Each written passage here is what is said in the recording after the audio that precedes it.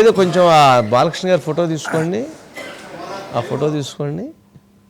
ఏంటి ఇప్పుడు అనంతపురంలో జరిగినటువంటి డాకు మహారాజ్ ఈవెంట్లో బాలకృష్ణ గారు, ఆ హీరోయిన్లు, డైరెక్టరు అందరూ ఉన్నారు, కానీ ప్రొడ్యూసర్ నాగవంశీ కనపడలేదు ఏందండి? ఎక్కడికి వెళ్ళాడు? అంటే ఇప్పుడు హైదరాబాద్లో ఐటీ దాడులు జరుగుతున్నాయండి. ఆయన మీద జరిగినట్లేదు కదా? కాదు, జరగలేదు. ఆ సినిమా దాదాపు ఒక 200 కోట్లు దాదాపుగా కలెక్ట్ చేసింది అంటున్నారు. కాబట్టి నిన్న కాకపోతే ఇవాళకైతే రేపైనా వచ్చి మా తలుపులు తడతారు ఎవరో ఒక భయంతో ఆయన ఇక్కడ ఉంటే బెటర్ అని చెప్పి ఇక్కడ ఉన్నారని అనుకోవాల్సి ఉంటుంది. లేదంటే అవన్నీ సర్దుకునే పనిలో ఉంటారంటారా? అది సర్దుకునే పని కాదు కదండి. జనరల్గా ఓం గారు అంటే సక్సెస్ కదా సినిమా, డాకు మహారాజ్ సక్సెస్, ఇది సెలబ్రేషన్స్ కదా. మరి అంత పెద్ద అట్టహాసంగా చేస్తే మరి ఆయన ఎందుకు వెళ్ళలేదు? ఏదో ఉన్నట్లుందండి, ఏదో గుసగుసలు కూడా వినపడుతున్నట్లుండయే. అవునండి, అంటే యాక్చువల్గా అండి ఇప్పుడు హైదరాబాద్లో సక్సెస్ మీట్ కాకుండా అనంతపూర్లోనే పెడతామని ఫస్ట్ చెప్పారండి. అసలు ప్రీ రిలీజ్ ఈవెంట్ అనంతపూర్లో జరగాల్సింది. సరే తిరుపతి ఇష్యూ వల్ల దాన్ని రద్దు చేశారు. హైదరాబాద్లో ఏదో ప్రీ రిలీజ్ ఈవెంట్ పెట్టారు, అయిపోయిందండి. సినిమా సక్సెస్ అయిన తర్వాత అండి హైదరాబాద్లో సక్సెస్ మీట్ పెట్టారండి. కాబట్టి అందరూ అనుకున్నది ఏంటంటే ముందుగా మనం అనంతపూర్లో పెడతామని చెప్పారు సక్సెస్ మీట్, కానీ అలా పెట్టకుండా హైదరాబాద్లో పెట్టి చేతులు దులుపుకుంటున్నారు ఈ ప్రొడ్యూసర్స్ అన్నది ఒకటైతే టాక్ వచ్చిందండి. కానీ బాలకృష్ణ గారు పట్టుపట్టి లేదు నేను అనంతపురంలో పెడతాను ఒక మాట ఇచ్చాను, ఆ మాట ప్రకారం అక్కడ జరగాల్సిందే అని ఆయన ఖచ్చితంగా చెప్పారండి. అందువల్ల ఏంటంటే ఇచ్చిన మాట నిలబెట్టుకోవడం కోసం బాలకృష్ణ గారు, ఆయన టీము, సినిమాలో ఉన్నటువంటి హీరోయిన్లు, డైరెక్టర్ అందరూ వెళ్ళారు. కానీ నాగవంశీ గారు నిన్న స్టేజ్ మీద కనిపించబోయేసరికి అందరికీ ఒక డౌట్ అయితే వచ్చిందండి. మీరు అన్నట్టుగానే అంటే ఇంత గ్రాండ్ సక్సెస్ వచ్చిన సినిమా సంక్రాంతికి వస్తున్న తర్వాత సెకండ్ పొజిషన్లో ఉంది ఇదే కదా, దీనికి కూడా చాలా మంచి కలెక్షన్సే వచ్చినాయండి. అలాంటిది ఆ సక్సెస్ని ఎంజాయ్ చేసే ఒక ఫంక్షన్లో ప్రొడ్యూసర్ లేకపోవడం $1 million question. $1 million song heroine ముగ్గురు హీరోయిన్లు వెళ్ళారండి అక్కడికి. అయితే ఏమైందంటేనండి అన్నప్పుడు కొందరు ఏమిటంటే ఇండస్ట్రీలో ఉన్న టాక్ అండి, ఈ సినిమా ఏదైతే బాబీ అద్భుతంగా తీశాడు, కానీ ఆ అనుకున్న రేంజ్లో కలెక్షన్స్ రాకపోవడానికి నాగవంశీ 100% ఎఫెక్ట్ పెట్టలేదేమో, దానికి సంబంధించి ప్రచారం సరిగ్గా చేయలేదేమో, చేసి ఉంటే ఈ సినిమా ఖచ్చితంగా నెంబర్ 1 పొజిషన్కి వెళ్ళేది. కాబట్టి ఈ సినిమా కలెక్షన్స్ ఆశించిన స్థాయిలో లేకపోవడం వెనకాల నాగవంశీ నిర్లక్ష్యం ఉందని బాలకృష్ణ అభిమానులు భావిస్తున్నట్టుగా మనకు తెలుస్తుందండి. కాబట్టి అక్కడ అంతా అభిమానులు విపరీతంగా లక్షల సంఖ్యలో అక్కడ గ్యాదర్ అయిన తర్వాత వేల సంఖ్యలో అభిమానులు వస్తారు, ప్రజలు ఉంటారు. అక్కడ ఏదైనా అభిమానులు కాస్త ఏదైనా మాట అంటే ఈయన తట్టుకోవడం కష్టంగా ఉంటుంది. కాబట్టి ఎందుకు సార్ నన్ను వదిలిపెట్టేసేయండి, కాబట్టి నేను రాను అని పబ్లిసిటీ, మరి అన్ని కోట్లు పెట్టి సినిమా తీసి ఎందుకు పబ్లిసిటీ విషయంలో కొంత వెనకంజ వేసి అదే తెలియట్లేదు. అదే నిర్లక్ష్యం ఉంది. ఎందుకంటే ఆయన కొంత మాట్లాడేటప్పుడు కూడానండి, ఇప్పుడు దిల్ రాజు గారి సినిమా గేమ్ చేంజర్ ఉంది, ఆ తర్వాత డాకు మహారాజ్ వస్తుంది. సరే దిల్ రాజు గారితో పాటు నేను వెళ్ళి రేవంత్ రెడ్డి గారిని అడుగుతాను టికెట్ హైక్ కోసమని అనాలండి యాజ్ ఏ ప్రొడ్యూసర్గా. కానీ ఆయన ఏమన్నారంటే దిల్ రాజు గారికి ఇస్తే నాకు ఇస్తారు కదా, నేను అడగాల్సింది ఏంటి అన్నది ఒక మాట అన్నారు.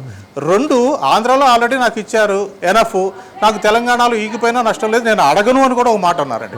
కాబట్టి ఇలాంటి మాటలు కొంత ఫ్యాన్స్ని ఇబ్బంది పెట్టినాయి. అంటే ఒక ప్రొడ్యూసర్గా బాలకృష్ణ సినిమాని మ్యాక్సిమం రీచ్కి తీసుకెళ్లాల్సిన మనిషి ఇంత కాస్త నిర్లక్ష్యంగా మాట్లాడుతున్నారు ఏమిటి, రైట్, ఇది కరెక్ట్ కాదు కదా అని అభిమానులు కొంత హర్ట్ అయిన మాట అయితే వాస్తవంగా అనిపిస్తుందండి. ఓకే, రైట్ అండి, రైట్. బైట్స్ ఒకసారి ప్లే చేయండి. సార్, ఏకంగా ప్రొడ్యూసర్ మీద ఐటీ రైట్స్ వచ్చే స్థాయికి ఈ సినిమా కలెక్షన్ రావడం మీద మీ అభిప్రాయం ఏంటి? అయిందా? అన్ని అవుతాయి, వాళ్ళు కూడా అన్ని అవుతాయి, అన్ని బాగానే అవుతాయి. అంటే సంక్రాంతికి వస్తున్నాం అని చెప్పి మేము టైటిల్ పెట్టాం కదా, వాళ్ళు కూడా గట్టిగా ఫిక్స్ అయినట్టుంది, మేము సంక్రాంతికి వస్తున్నాం అని చెప్పి వచ్చారు వాళ్ళు కూడా. పాప మీ ప్రొడ్యూసర్ ఏమో బాధలు ఉంటే మీరు సక్సెస్ చేసుకోవడం కరెక్ట్. మా ప్రొడ్యూసర్ బాధలు లేరండి, ఇండస్ట్రీలో చాలా మంది మీద జరుగుతున్నాయి రైట్స్, ఆయన ఒక్కడి మీద జరగట్లేదు. అండ్ ఇట్స్ చాలా ఇది ఒక ప్రాసెస్ లో భాగమే. ప్రతిసారి 2 ఏళ్ళకి ఒకసారి 3 ఏళ్ళకి ఒకసారి ఇండస్ట్రీ మీద కానీ బిజినెస్ సర్కిల్స్ లో కానీ ఐటీ రైట్స్ జరగడం సర్వసాధారణం. సో అలాంటి ఒక ప్రాసెస్ లో జరిగే భాగం. ఇంకా వాళ్ళు మమ్మల్ని, మేము వాళ్ళకి కాంటాక్ట్ అవ్వలేకపోతున్నాం. ఎవరో డ్రైవర్స్ నుంచి దొంగచాటుగా అక్కడక్కడ పట్టుకుని సార్ మేము ఇలాంటి చేస్తున్నాం అంటే రాజుగారు ఒకటే చెప్పారు, మేము వచ్చినా రాకపోయినా మీరు ప్రమోషన్స్ కానీ ఇంట్రాక్షన్స్ కానీ ఏవి ఆపొద్దు, ఈ సినిమా విజయాన్ని ప్రజల మధ్య మీరు పంచుకుంటూనే ఉండని వాళ్ళ క్లియర్ ఇన్స్ట్రక్షన్ మాకు ఉంది. కాబట్టి హ్యాపీగా మేము మా పనిలో మేము సినిమా గురించి, ఇదేదో మా పర్సనల్ ఇది కాదు, సినిమా కోసం జస్ట్ వి కేమ్ హియర్.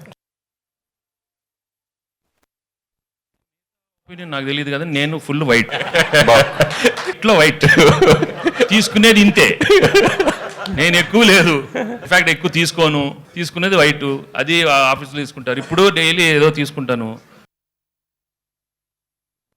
నేను ఇప్పుడు పట్టించుకోను సినిమాలు కలెక్షన్స్ గురించి కానీ రన్ గురించి కానీ వేట్ల గురించి నేను ఎక్కువ పట్టించుకోను అని వాళ్ళకి తెలుసు నా రికార్డ్స్ అన్ని ఒరిజినల్ అని, నా కలెక్షన్స్ అన్ని ఒరిజినల్ అని, నా అవార్డ్స్ అన్ని ఒరిజినల్ అని, నా రివార్డ్స్ అన్ని ఒరిజినల్ అని.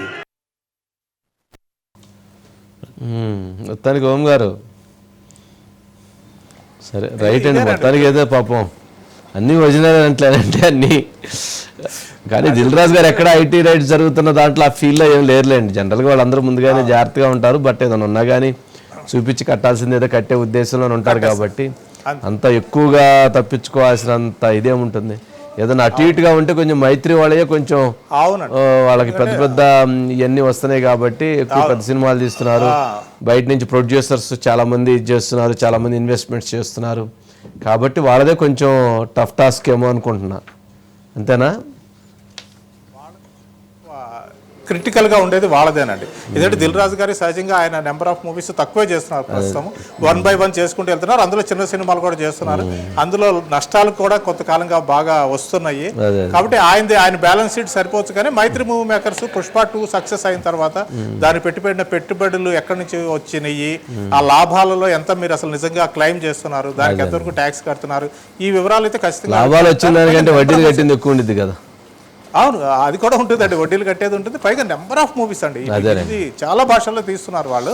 కాబట్టి వాళ్ళదే కొంచెం లెక్కలు తేలడం కాస్త టైం పడుతుందండి. అందుకని బహుశా 3 రోజులు జరిగింది, బహుశా ఇవాళతో ఈ లెక్కలకి ఈ రైట్స్కి ఫుల్ స్టాప్ పడొచ్చండి.